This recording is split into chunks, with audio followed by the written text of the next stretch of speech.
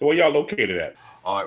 Jacksonville, Florida, Duval County, home of the Jacksonville Jaguars, who've sucked for the last 20 some odd years, but things about to change this offseason, hopefully. You gotta make sure you have an offensive line because Yeah. you'll ruin any good quarterback with that offensive line. Say it again. They trying to do it to Deshaun Watson, but hopefully he gets out of there. Well, y'all got your boy coming in, so Once the law get here, that's what I call him, the law. Trevor Lawrence. Once T Law get here, it's go time. just make sure you protect them. We gotta protect them. You're right. 100%. I know you again know nothing about what we're talking about, right? Yeah, no, this is. I can leave if you. We're ready.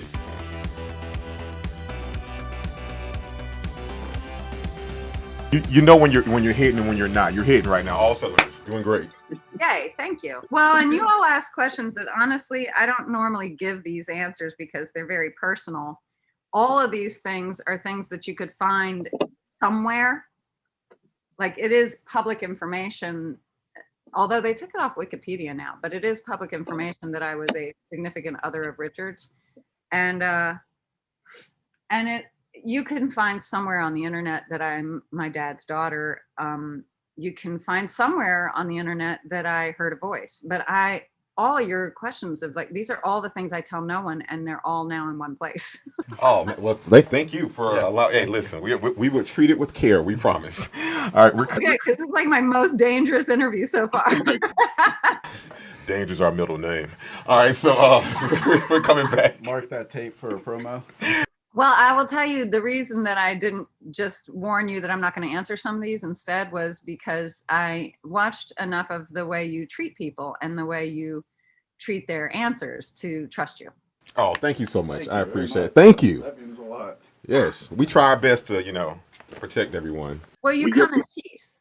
Yes, we do. Yes, we do. That is. Our goal with the show was to have positive conversation amongst all of the negative stuff that's out there on the internet. We want it to be just a happy place. And right.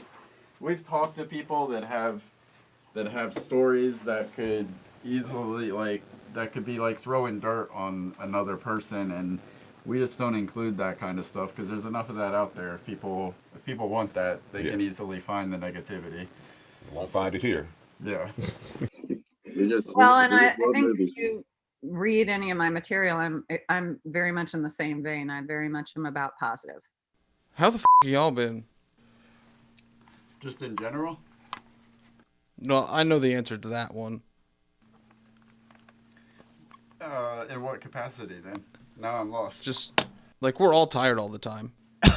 Oh, dude, I need to see a neurologist. I'm not getting enough sleep, bro. I'm averaging 4.5 hours a night.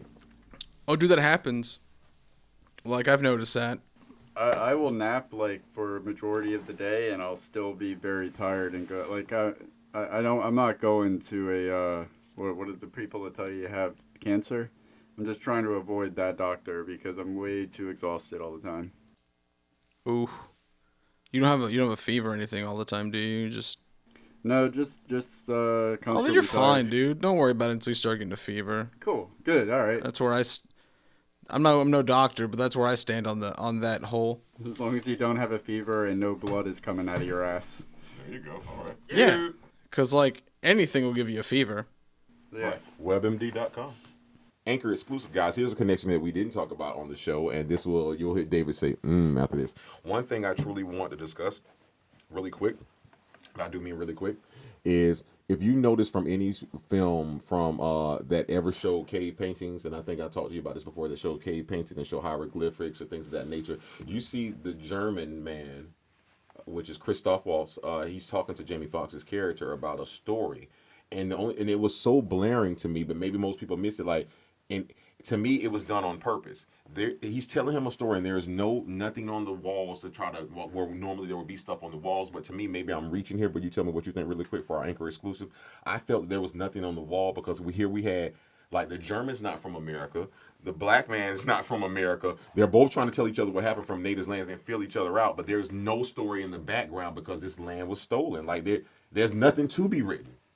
What moment was that? We're 30 to 40 minutes into the film, and this is where he's telling them what they're going to do. He was like, how would you feel like coming into the bounty business with me? He's sitting there and out there, but you see the cave walls behind it, but there's nothing on them. It's like, this reminds me of a scene where there should be like, long time ago, Django, Germans came and we uplifted the black man. Like, no, there's nothing, because there's nothing here. They whitewashed it, and if there was a story there, just like they as Nas said, they blew up the mountains with black faces. Like it was. What do you think, real quick, for our Anchor exclusive? I mean, yeah, I think it's reaching. Okay, I appreciate it. I don't think that exists anywhere in the United States. Well, I mean, it could be because of that. But by the time the United States was, are we talking about Native Americans now? They were talking about Egyptians, Native Americans, everything. Well, they were here long before it was discovered. So then they would have had what? They would have had unless when the man came and he blew up the. But I just don't know if their culture told stories that way. I think they were just more around the campfire and it was verbal. What do you tell stories at? Around a campfire. Moving on. All right, that concludes our Anchor exclusive. So, guys, one funny story here. We were filming a film called "I'm Gonna Kill Someone" this Friday, and people want to know where we came up with the idea for the show of TTFT. I really think it was me I had probably had a lot of marijuana, and it's okay because we're in a state where it's cool. And when I mean a state of mind, and. It's two halves of the brain. My part was because I smoke a lot of marijuana to get that idea, but the other part was we were filming this movie called "I'm Gonna Kill Someone" this Friday, and David was smoking marijuana, but he wasn't high because he smokes marijuana. But he hit his head in the killer's bathroom. Oh, I mean, not the bathroom, his room. Like, remember you bumped your. Oh, he's just now remembering this happened 3 years. He's like, oh yeah, man, you're right. That shook my whole world. So I said all that that made up all that other just to get to say you hit your head on set one day and you yourself up, and it was so funny, man. I'm glad you're okay. Yeah, directed a molestation scene with a concussion. That was unsafe. You're the first person to ever do that. Yeah. Hopefully. Yes. Guys, here we are. So, a little thing you should know about Mr. Royal. I'm a Virgo. I am an astute. Wait, you're a Virgo for real? Leo? No, I'm a Virgo. Wow, I'm a Leo. I know. We just missed it. Yeah. It was a crossover. The world couldn't handle us both. See, that's cool. He never found this out. See, we're giving it to you. I guess that'll be the Anchor exclusive, the Zodiac. Yes, and you're born in '83, right? Just making sure. There we go. I just definitely want to make sure of that. Yes. If anybody ever finds my corpse with those dog tags on it, they will believe differently. It'd be so confusing. Like, nah, I thought it was him, man. I want to mention I'm going to give you guys a 90-second breakdown of the first time I met one David Polanski. I was in Jacksonville, Florida. I was doing a film called Lonely Hearts, which he mispronounced an episode ago. I just didn't with him like he me about it. And basically, I was on set and I met this guy that shall not be named. How did I mispronounce it? What did I say? You call it Lonely Hearts. You called it like Missing Hearts or Shaky Hearts or think I Achy may have Broken called Hearts. it Broken Hearts. Broken Hearts. Yeah. So it just hit him. Thank you. So what happened was, like I say, a guy I met on set, he saw how passionate I was about having an extra role, which is crazy, being an extra. And I told him that I was auditioning for one of those contests on TNT, which was basically a bullshit contest just to get you to. TNT just wanted publicity. Like, is that all that really was? But anyway, fast forward, it worked because I didn't win the contest, but I got to meet him, and he helped me film my audition. And now I never heard back from TNT ever again, but I have heard back from him for the last 20 years, I think. So, hey, there's your Anchor exclusive, guys. Like, hey, sometimes it happens like that. Anchor exclusive. Exclusive. Are you ready for the Ronald McDonald connection? There's no way you thought Ronald McDonald. Like Ronald McDonald of McDonald's? Whiteface Ronald McDonald. Clown Ronald McDonald. Okay. Yeah. No, I'm not ready. Well, you're ready now. Okay, so here's the thing. We just filmed the opening for the episode, which you guys just saw. Literally, I mean, this is the closest in between time we did the show. But point being is that one of the actors we had come over for it, I said, I want you to play this particular character, which is shown on screen now. It was the character that was so envious of Django when he saw him on the horse. Like, before, it was almost like if you ever saw the Shawshank Redemption, it was like, in prison, Brooks is an educated man. So if you're in a slave gang and you're the smartest one, you're smart. But then, like you was telling about, hey guys, remember I was telling you about this, and all of a sudden they see that nigga on that nag, and you like, what the f? My story doesn't hold water now. Like, you're no longer the top alpha slave male, which was a high position back then. So with that being said, here's the connection. They should have literally. There needs to be what I call a beat award for every film. This is for you're not a supporting actor, you're not a lead actor. It just means that you emoted so much to the film at a time. At the end of the film, spoiler alert, when Django kills the 3 people before he tries to convince them to go back to Candyland and get for the money, when he says, "Give me that dynamite," and he sees him ride off, the look between the beginning of the film when he truly did not like him and he despised him, and now the same slave sees Jamie Foxx's character going back like, God, he really was about that shit. He finna go give me the dynamite. You would have thought it was syphilis how they threw that shit in there, like on Tuskegee Airmen. Like when they threw that dynamite, they like, oh shit. You're like, hand me the dynamite. Oh yeah. They were scared of a dynamite more than white people. All right, I'm gonna keep going so we can keep this tight. All right, so all right, okay. Oh, okay. Oh my goodness. Okay, here we go. I have a lot. Okay, damn it, take this out. Hold on. I'm gonna use that for later. Hold on. Okay. This is an Anchor exclusive. Exclusive. Oh yes. Oh my God. Yes. Here we go. Very good. I'm definitely pleased. Black community, forgive me for this because I can't remember the movie. He's going to put it up now. It's a movie, and I don't know if you've ever seen it, but rest in peace, Bernie Mac. Bernie Mac plays a character, and this is where I think every great actor. Most great actors say they look for their inspiration from another great actor versus how somebody portrayed a role. Bernie Mac portrayed a role as a police officer years ago, and it was like, it wasn't just that the lighting was bad. They were showing him in his full ethnic melanin black. This is melanin prime. He was so like, and I'm telling you, he's black. And he was like, but he was a police officer. And he pulled over some black people. He's like, I hate you because your skin is black. I hate you because I'm black because my gum's black. I was like, oh shit, the f. So Sam, you can't tell me that you didn't watch Bernie Mac's performance again. Rest in peace, Bernie. And plus, you know why I think Sam watched it? Because this is the only chance we get to reference Soul Brothers in this season. Sam Jackson and rest in peace, Bernie Mac.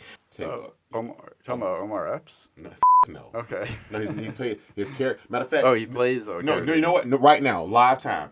Your editor, pull it up right now. Well, I'm not connected. I'm connected. That we're doing it right now. I want you to see this motherfucker's face right now, real time.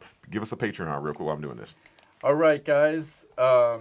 Check us out on patreon.com/TTFT show. Support what we are doing here, because if this show had a little bit more of a budget, we might be able to have somebody over there, like an assistant or something that's a runner, a showrunner. Yeah, something, and then we don't have to take these breaks. So. It's not. You can just tell me. Here we go. What now? Oh, okay. Yeah, I recognize. But you still don't know what it's talking about. Oh, okay. I'll do it. There we go. Let's do it. Okay.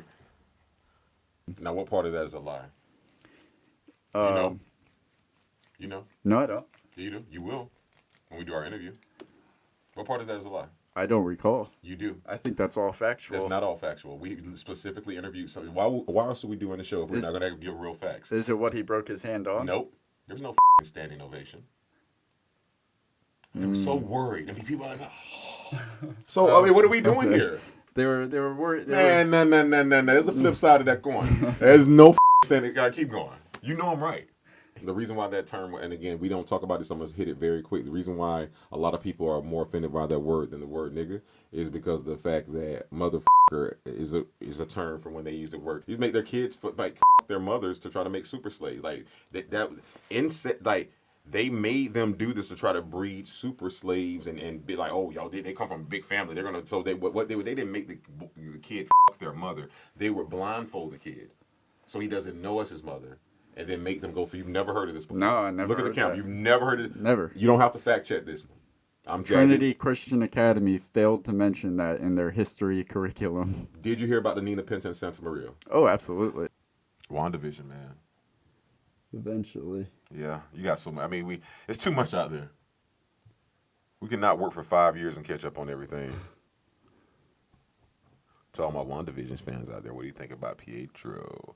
What do you think about them crossing? I figured out what they meant by that too. I'm glad you didn't say anything. What they wound up doing was, it's known universally that the Fox X-Men films and Marvel are like, it's like night and day. Like, it's no even in comparison. They're horrible. But they took one of the guys that plays Wanda's brother, which is he's Quicksilver, which is Magneto's son, which means nothing to you. But point being is a character played him in the Fox movies.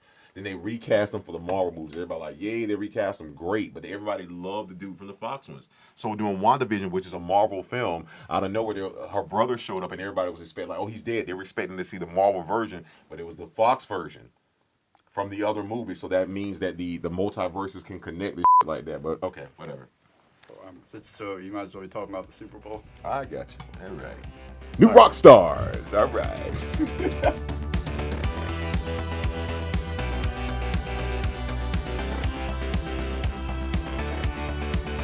Why don't you subscribe? It'll last longer.